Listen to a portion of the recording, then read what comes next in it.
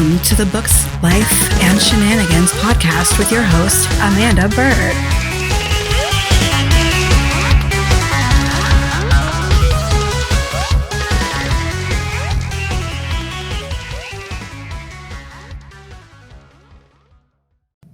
Hey, welcome to this week's episode of the Books, Life, and Shenanigans podcast. As I'm about to cough, excuse me. Stay tuned at the end of this episode right before the outro for my new, we'll call it a bloopers segment, right? Excuse me. Because, so I had this thing happen a little bit ago that, I had a cute little coughing fit and it was really funny. So I'm going to kind of keep that as like a blooper at the end before the outro music. So, apologies for no episode last week. I was too busy prepping for a fucking hurricane. Yep. So that happened. And a lot of things went on the weeks before that, but between the hurricane and a couple other things, I am absolutely exhausted. I wanted to record this episode last night. I just didn't have the energy to. So here I am recording this episode this evening tonight. And maybe I will do a video episode for next week. I haven't decided yet. It's going to depend on a lot of things. The reason tonight's episode is not a video episode: 1, hurricane; 2, I'm fucking lazy; 3, my makeup is packed and I really don't want to unpack it. I'm going away for a few days. So, I'm one of those weirdos that packs like a whole week before I go somewhere. And then I'm like, oh, fuck, I have to unpack half of my shit because I need it all for like the week. So I tried not to do that this week. So we'll see. I keep packing things and then taking them out, knowing I shouldn't be packing them in the first place because it's too soon. I'm going to go hang out with some friends, decompress after this whole divorce situation, which, by the way, congratulations to me. I am officially legally divorced, though my lawyer fucked up the paperwork.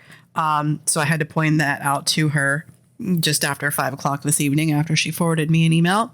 So that's going to be a fun thing. I don't know the process for fixing paperwork like that, and I really don't fucking care, but she's got to fix it because she's the one who broke it, so she can fix it. That's right, I said she broke it in reference to paperwork. But anyway, so this week's episode is how do poorly written books, the original title I had for this was how do poorly written books make money? But then I turned it into how do poorly written books become bestsellers? Because the more I think about poorly written books, there's one that I had listened to on an audiobook, and holy shit, we'll get into that in a few minutes. And then for the life section of this episode, we are back in the self-blame sector. I really need to start adding sound effects or something here, right? Because back in the self-blame sector sounds like it should have been in some kind of weird futuristic voice. And I don't have like a futuristic voice filter or anything like that. But I mean, actually I do. It's built into my microphone, but fuck me. Sorry. Apologies. Half of this audio is probably going to be absolute garbage. And that's because I closed out my mic filter. Shit. I can hear it in my own voice. So apologies for that. It's probably going to sound really bad. You're probably going to have some really weird background noise. My bad. That's on me. I promise I will try to remember not to close that app out ever again. Here we are on this episode. So how do poorly written books make money? Also known as, in the actual title of the episode, how do poorly written books become bestsellers? Now, I got to tell you, the book that inspired this was The Zodiac Academy. Great storyline. Loved it. I can't stand that it's bully romance and all that, but that's because I'm not a fan of romance, right? A friend of mine was reading it and it came highly recommended. So I figured, what the hell? I'll get it on audiobook. 19 fucking hours on audiobook because it is an 800-page book. Now, this girl will read a physical book that big. I will just look at it, scoff, and walk away because I don't have the attention span for it. And I know I don't have the attention span for it. Fuck, it took me almost 3 years to read, 2.5 years to read. What is the name of that book? Fool Me Twice by Jeff Lindsay, book number 2 in the Riley Wolf series. Book number 3 came out in November, and I stopped myself from actually buying it because I was having such a hard time getting through book 2. And then the other book that like instantly comes to mind when you talk about how do poorly written books become bestsellers or how do poorly written books make money.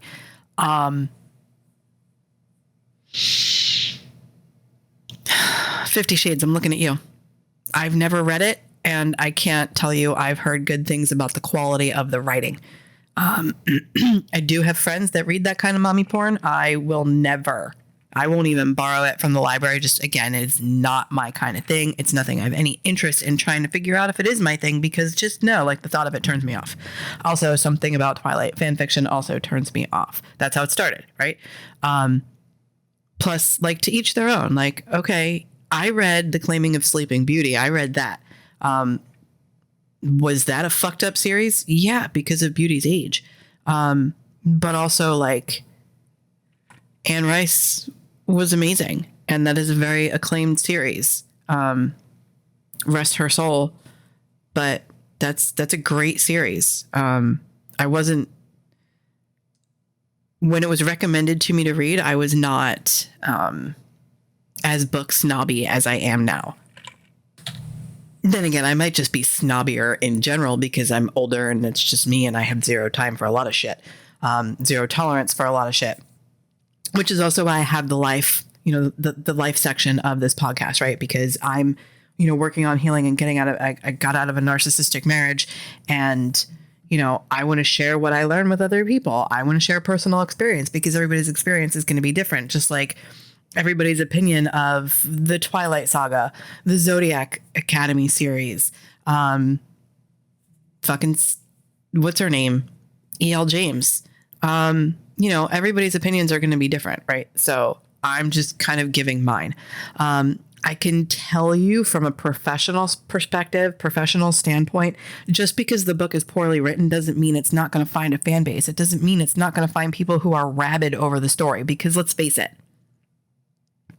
a lot of books that at least I read growing up weren't the best written things. They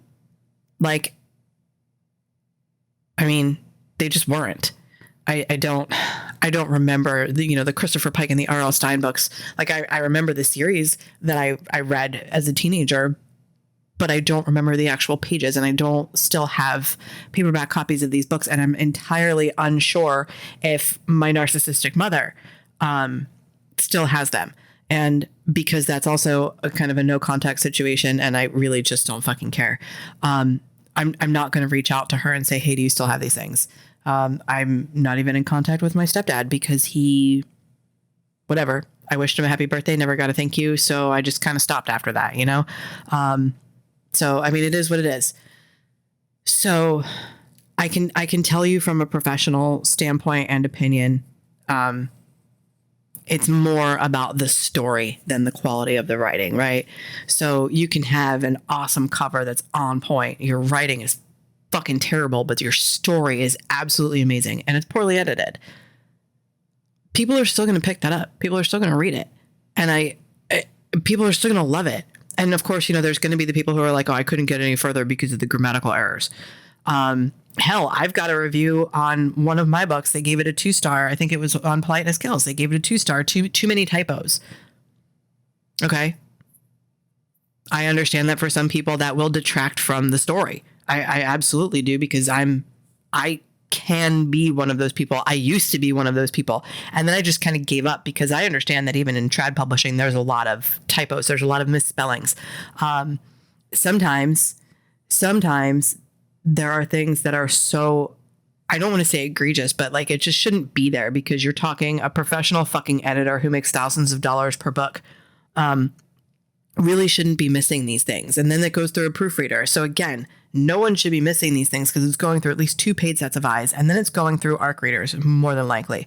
So you're talking dozens, maybe even hundreds of extra sets of eyes. There's no reason that certain typos should actually, like, when I say certain typos, I mean like you're talking about winter, and then in the same sentence, it's summer. Or there was a prime example in one of the Philip Margolin books I read, and I'm actually going to go through my phone to see if I can find it, because I did take a picture of it and send it to a friend, because we thought it was a trip. I thought it was a trip, and I was like, look at this. We pay editors, and it comes out of our pocket, but also like, no. Wait, was that the sentence?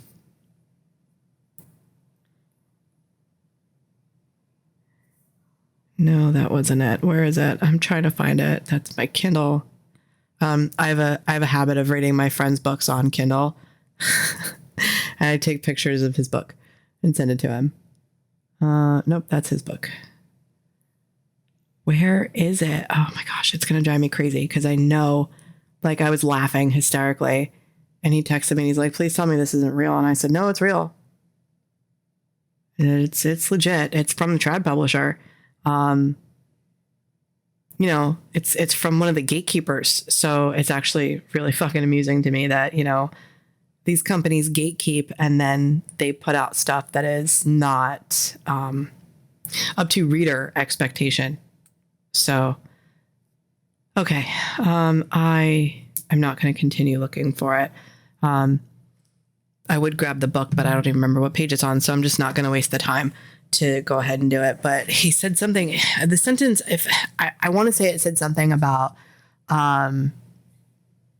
the word winter was in the sentence, and the way the sentence was written.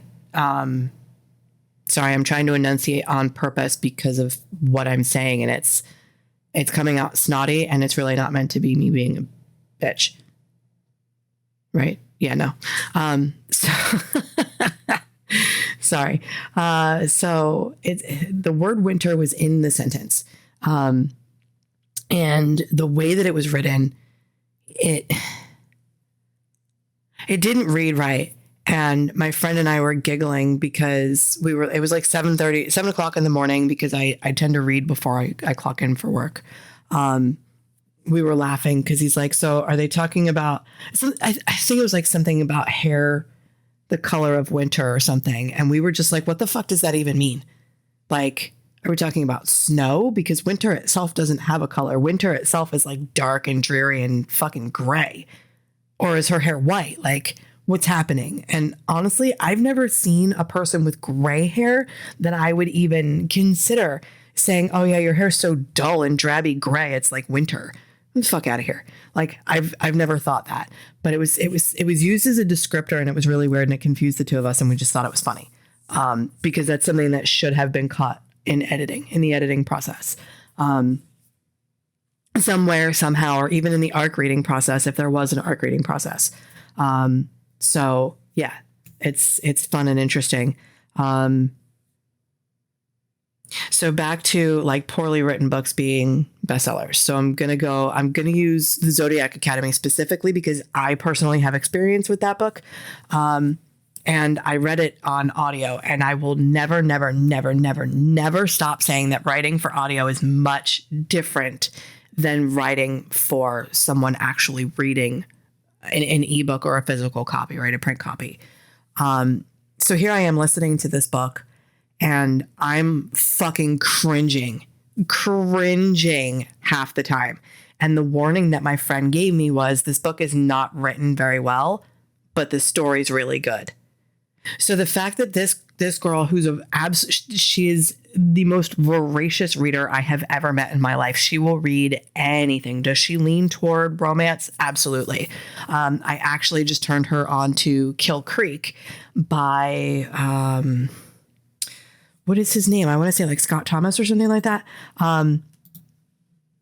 5 fucking stars on that book. I got it on audio, and the narrator also gets 5 stars. Wow. So I was gushing so much over this book that I was actually talking to two friends about it, and Kill Creek, and they're like, oh yeah, like I really need to get it. I've heard really good things about it. And I had extra credits on my Audible account, so I bought the book for them. So that is one of my favorite things about having an Audible subscription. But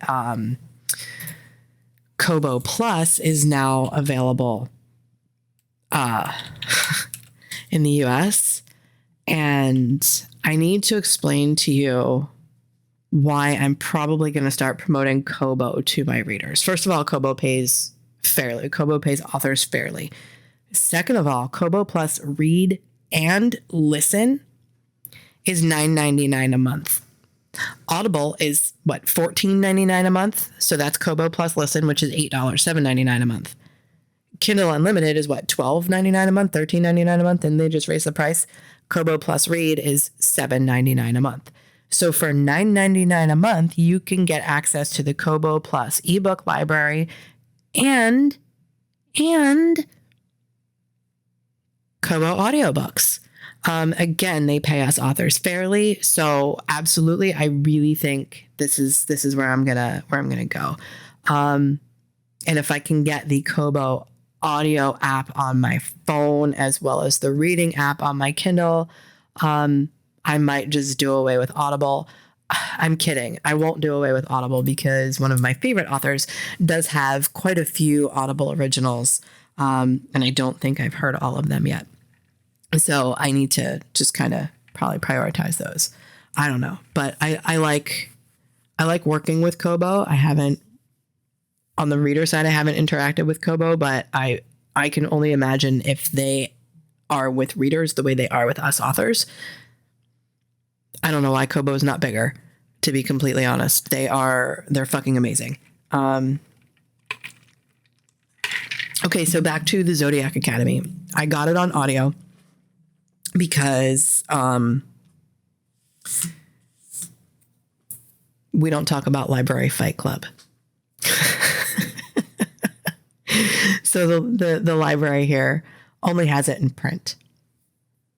And it is officially Library Fight Club because people will take out the entire series at once and keep it for months beyond their return date. And because the library here has done away with, since COVID, they started doing away with late fees. People don't fucking return their books. So as my friend calls it, I'm not going to call her out by name. As she calls it, it's Library Fight Club. So we're done talking about Library Fight Club because what's the first rule of Fight Club? Nobody talks about Fight Club. Library Fight Club is much different, sort of. It's obviously more amusing because it's Library Fight Club. So that's that.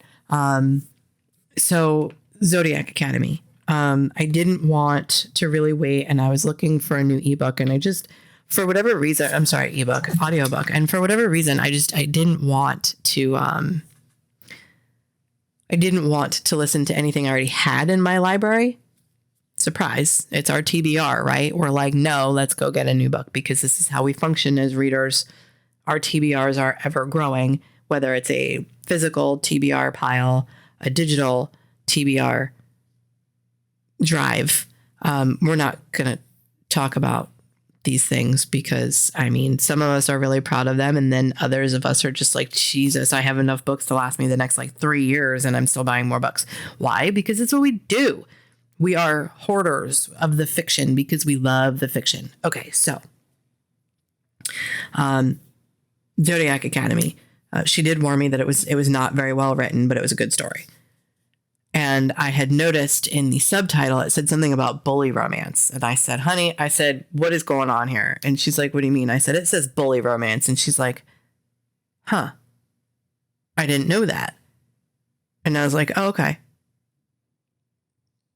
Also, I mean, she's smart enough to know what bully romance is, especially because she reads a lot of romance. Anyway, so I didn't hold that against her. I continued on with this book.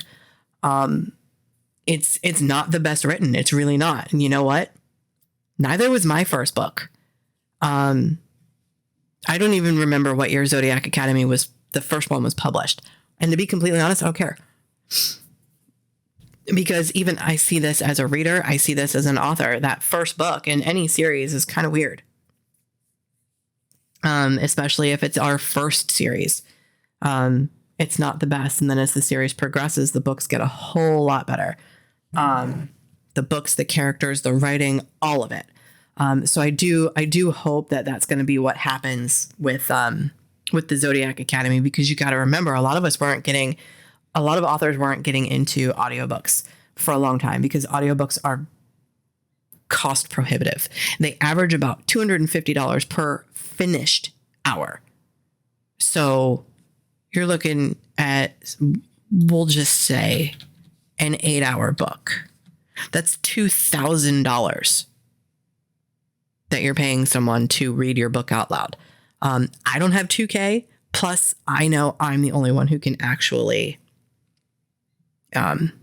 voice my characters the way I want them voiced. And I don't mean by like, hi, I am Colin. Like, no, that's not what I'm talking about. I mean like the enthusiasm or the lack of enthusiasm or the snide or anything like that. Because I wrote them, and that's that. Now, usually when working with a narrator, you give them notes of how you want things kind of done. I enjoyed the process of doing that with my narrator. I would love to work with her again, but also I don't have the tolerance levels for those things. And again, I don't have $2,000 per book. So that's not going to happen.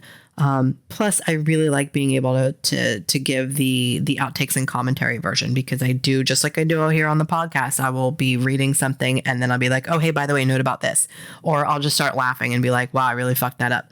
But I give listeners that option, right? So you can get the better version, or you can get the version that's got the outtakes and the bloopers and the commentary and all that stuff. It's, it's up to you as a reader / audiophile. Like if that's what you want, then get the commentary version. If that's not what you want, then get the regular version. If you want to read it, get the ebook or the print book. Like, it's that simple. So yeah, the first Zodiac Academy book was not at all written very well. The storyline was very interesting, so that was what kept me listening to it. If I didn't like the storyline, it would have absolutely been a DNF for me. But I wanted to keep going, and because of, for me personally, because again, I'm just not a romance person when it comes to certain tropes. Bully romance is kind of one of those things, at least in books. I'm sure I've seen weird movies. Like, I'm sure bully romance was somewhere along the lines of he's just not that into you. Like, I'm sure it was in there somewhere. But I kept going with the book because I really like the story, right? It's twins who were raised in the human world. And then there was a fire at their house, and as they come to find out, adoptive parents died in that fire that they actually wound up being the ones to set. And that's as far as anything I'm going to go. But these two girls realize they have powers, and they're essentially fae royal. Are they fae? It's some kind of magical royalty or something. So there is a lot of bullying like you would expect in an average high school. The rich kids don't like this new rich kid because whatever reason, right? Like that was the vibe I got from it when I was listening to it. There are vampires in it. I'm pretty sure there's werewolves in it. It's an all around fun story, right? So I kept going with it, and that was when I decided after the first one that I was going to join Library Fight Club. Which really fucking sucks, because the last thing she said to me was, I think yesterday, that someone still has out like 4 books or something like that she's trying to read. And I actually need to jump onto the library website and see if I can put my name in the hat for a reservation for the second book, as long as it's not 800 pages. Because it is not available. If I'm not mistaken, it's Kindle Unlimited. Kindle Unlimited and Amazon. I'm pretty sure it's just Amazon exclusive. for digital versions. So our library doesn't have them in audiobook or ebook. They've only got the print copies. Okay, cool. That's fine. I am a hardcover snob. So if it's not an audiobook or if I just prefer print copies. I am also the girl who will go into the bookstore and sniff a brand new book or sniff a used book. I don't give a shit. Books smell amazing. I love the smell of books. What's funny is the last Kickstarter I did back in June, July, it did not fund, but the backers that I had, when given the opportunity to receive an invoice and still be able to get those, still be able to get those rewards, they did want that. They were really excited that I offered that. So those books actually just got picked up by the Postal Service today. Their digital rewards were delivered today. I delivered some digital rewards a few weeks ago because I really wanted to just start getting things in people's hands that they wanted. So I'm really, really excited. But when this shipment of these, they're only going to be available through a Kickstarter campaign. So when this order of 13 Reasons for Murder Collection Volume 1 in hardcover and paperback, when these came in, I kept sticking my face in them to sniff them. And it was just, my cat looked at me like I was crazy. Like, I love the way books smell. I don't care. Books, to me, it's a soothing smell. And I think a lot of readers feel the same way. We love that smell. So it is possible for poorly written and poorly edited books to find almost a rabid fan base, right? It is more than possible for these books to become bestsellers and make money. And from the reader perspective, I fucking love that. From the author perspective, I fucking love that. It gives me hope as an author, but as a reader, I'm just like, okay, cool. Like, I recognize that this book isn't perfectly written or perfectly edited, but I really enjoyed the story. I really enjoyed where it took me, especially in fantastical worlds. I love that so much because my imagination goes crazy. Even with an audiobook, my brain just starts putting me into what is being described. And if it's not very descriptive, well, my brain really appreciates that. I guess you could say I have an overactive imagination. Yeah, we'll go with that. So yes, that is how poorly written and edited books make money, become bestsellers. I mean, obviously, I don't know what their marketing strategies are. I don't know if it's a word of mouth thing. I don't know if the book was marketed and advertised. I don't know. All I know is what I do to promote my work, and how I find new books. I find them through recommendations. I find them through, just kind of looking, and the cover catches my eye. Different, newsletter subscriptions like BookBub and Free Booksy and Bargain Booksy. The cover catches my eye. Okay, cool. I'm going to click the link to go look and read the full description. I don't particularly pay attention to reviews, and I think that started when I started writing books myself. I kind of stopped paying attention to what readers have to say and it's not what readers have to say. It's because on platforms like Amazon, a reader can order a print copy of your book and get a completely fucked up version of your book. But because they're leaving that as a review, that counts as a strike against you and your book, right? And Amazon won't remove them. They will not. We try to fight it all the time. They just won't do it. So we get blamed for Amazon's mistake. And then Amazon won't take it down, which is even more weird, but whatever. So like, I tend not to read, and another reason I don't read reviews is because a lot of them contain spoilers. And I'm reading the book because I want to know what happens, especially if it's something I'm unfamiliar with. Like, I'm reading this because it interests me and it intrigues me and I want to know how the story goes. I do not want fucking spoilers. I don't. If I wanted fucking spoilers, I would get them.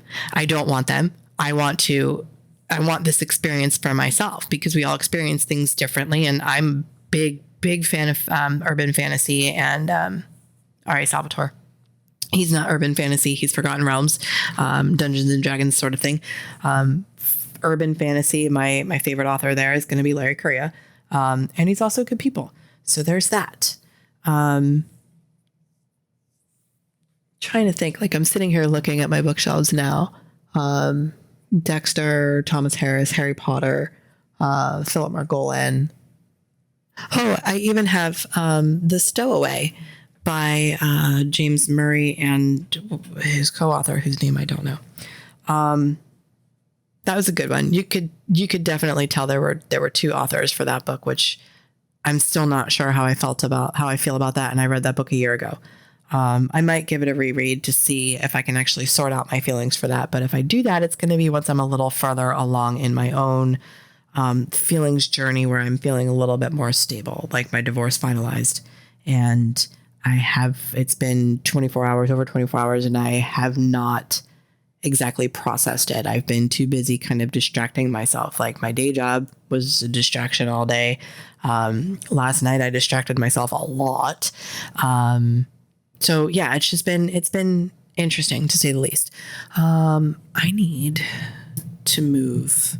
Sorry, I'm like twiddling here with my mic because I'm trying to figure out the best way to do this and not like,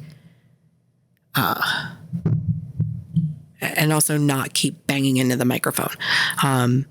So yeah, that's where we're at. Oh, this actually sounds really good. So I think I've found a sweet spot, and I also think, I'm just apologizing. I'm probably going to apologize in the description too, because the sound quality is probably fucking weird. You know what? No, I'm not going to apologize in the description. I'll just leave it here. The sound quality is probably kind of weird in and out. And I really don't want to re-record the episode because we're already 30 some odd minutes in. And I will just not understand. I will not know what I was talking about to record the episode all over again. Like, it's not like I write out a full ass script, right? I have very minimal notes. I have a very stick figure like outline, like literally books, topic, life, topic. And then of course the reminder to hit the like button and the subscribe button, particularly the subscribe button, because monetization of podcasts is largely dependent on number of subscribers. So if you're a new listener and you like this episode, do me a favor, smash that subscribe button. So on to the life portion here. As I'm calling it, back in the self-blame sector. Okay, so yeah. Back in the self-blame sector.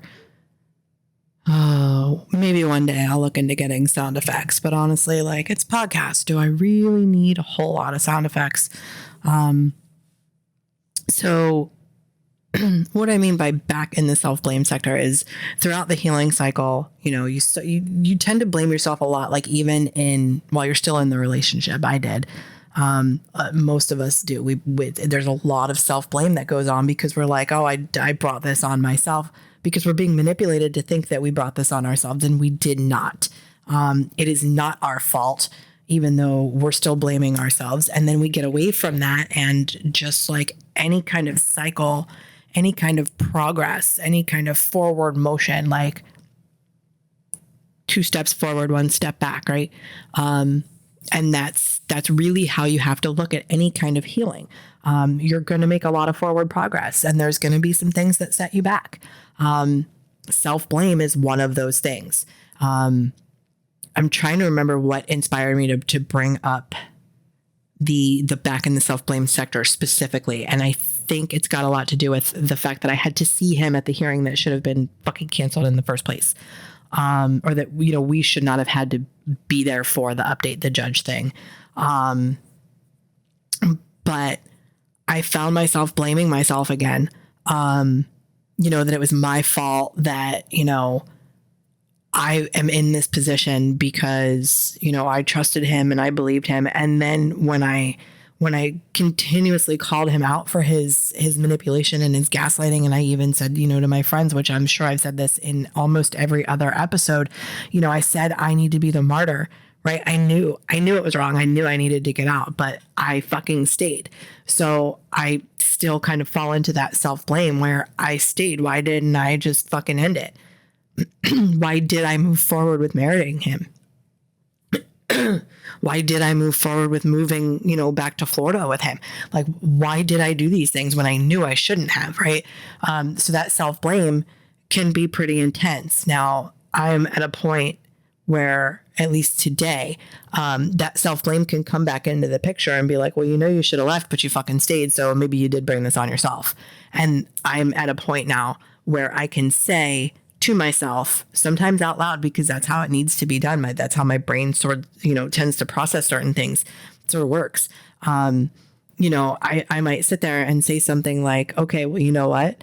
Yes, brain, I did stay when I knew I should have left. And that's because, that's where I was. I felt like I couldn't get out. And even when I did try to get out, I always went back. Always went back. Except for the last time.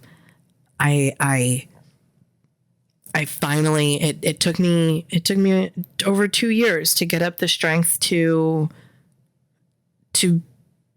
understand, to do what I had to do.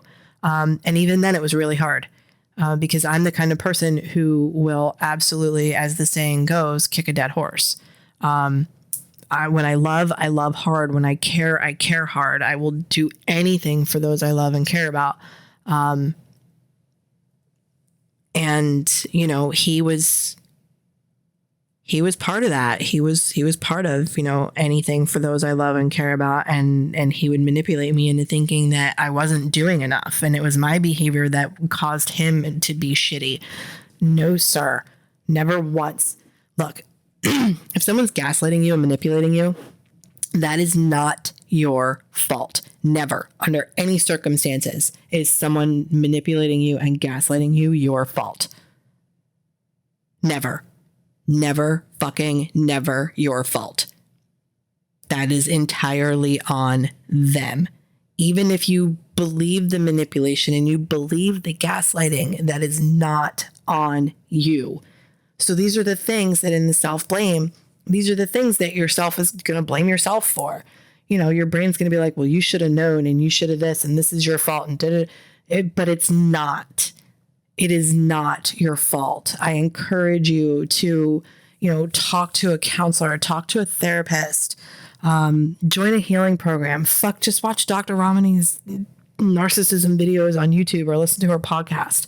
That's how I got kind of into everything. And if it wasn't for Dr. Ramani, I don't know that I would have been able to gather the strength, right? Because she's educating me and I'm learning that, okay, this isn't right. And all this time I thought I was crazy when in reality, this is what they do. They make you doubt your reality. And he was really, really good at that. So there were the really high highs and the lows, man. Holy shit. They were fucking low, and he always blamed me for those. So, that just kind of contributed to my sense of self-blame. And I still blame myself sometimes. Am I blaming myself for the divorce? No, because that's on his shitty behavior. That's not on me. Am I the one who asked for it? Absolutely. And it's so funny because he blames me for where he's living now. Or at least he was blaming me for where he's living now. I'm sure he still is, to anyone who will listen. But that's not on me. That's on you and your shitty behavior. I would not have asked you to leave. I would not have told you I wanted you to leave because this isn't working out. If you understood that you need to accept responsibility for your role in our problems, to include your manipulation and gaslighting. So yeah, that's fun. What's even funnier is the judge actually asked me that if she were to order marital counseling, do I think it would work? And I said, no, Your Honor, I don't. And she just kind of looked at me and I said, ma'am, this was over Zoom. I did call in on the phone, but then she needed to see me to swear me in. So I had to download the app on my phone. But anyway, so she's like, what do you mean? And I said, ma'am, he won't go. And I stopped myself from saying, and even if he did, he would manipulate the shit out of the therapist. So, into thinking that he's perfect and he's not. Yeah. So, and then my lawyer My lawyer fucked up the paperwork and she filed it and then sent me what she received back. And I said, ma'am, that paperwork is incorrect. You're missing a number. And I sent her a screenshot. I said, shouldn't that be this number?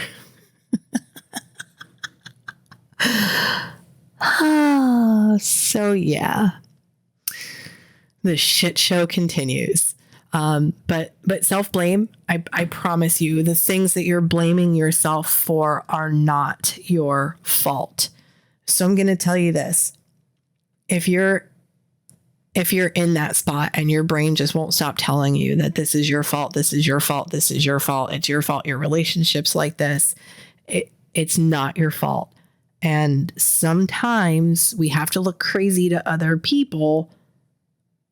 And this is starting out sounding not great, but look, sometimes we have to sound a little crazy. We have to look crazy to other people for our brains to process things.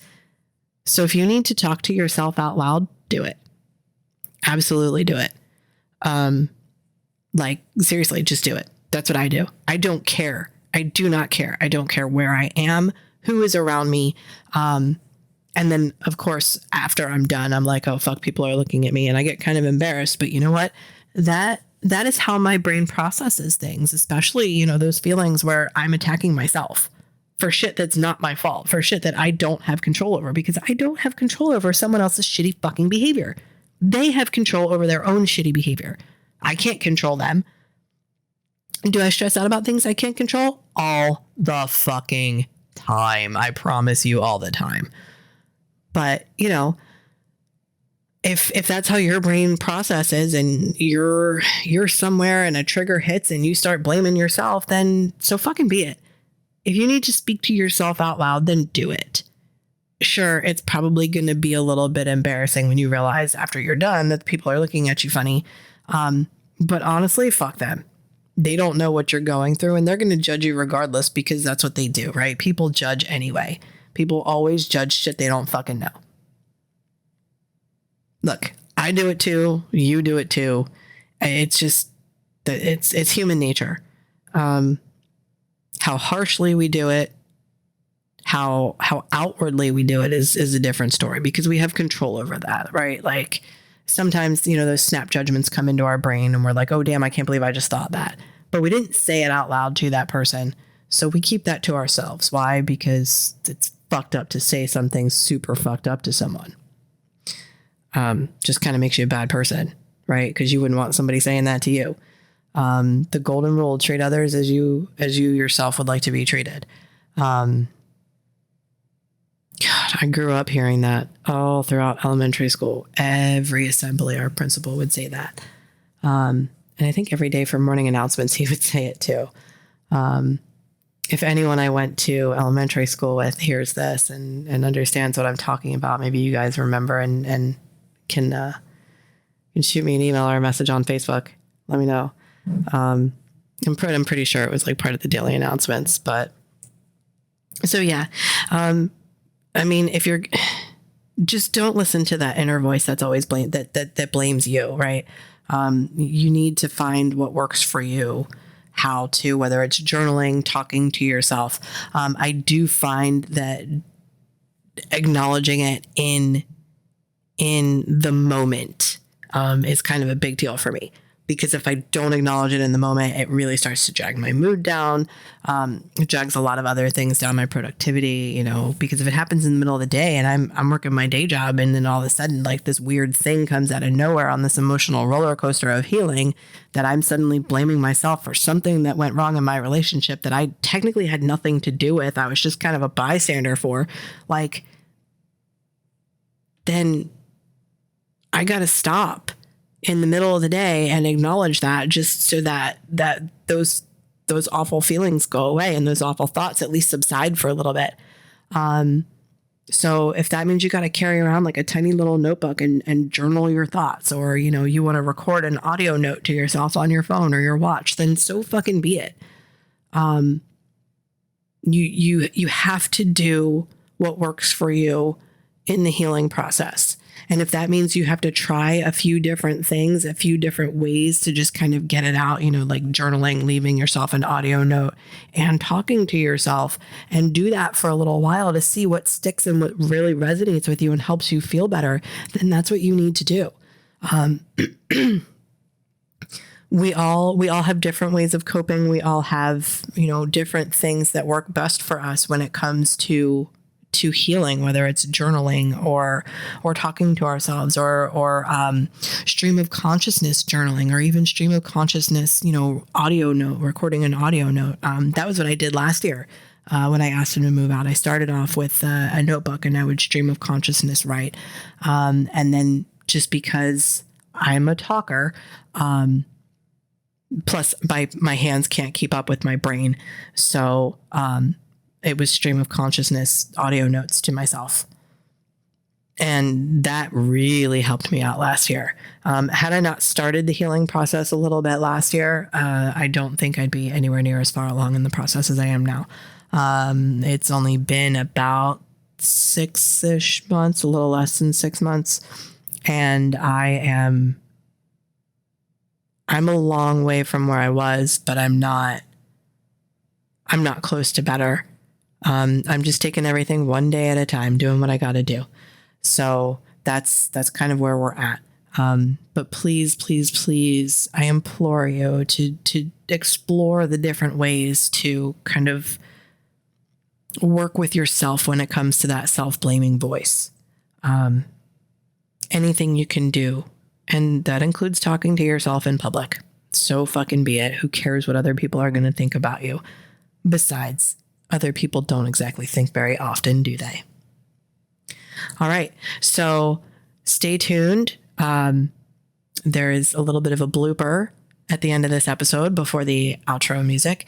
And again, please, please, please remember to hit that subscribe button no matter where you're listening from. If you have any questions, comments, there's a topic you want to hear me talk about, email me, amanda.bird.books@gmail.com or amanda@amandabird.com. Bird is spelled with a Y. Yes, I felt it necessary to apparently sing that letter. So yes, please remember to hit that subscribe button, like the episode, and I will talk to you next week. Hey, welcome to this week's episode of Fuck.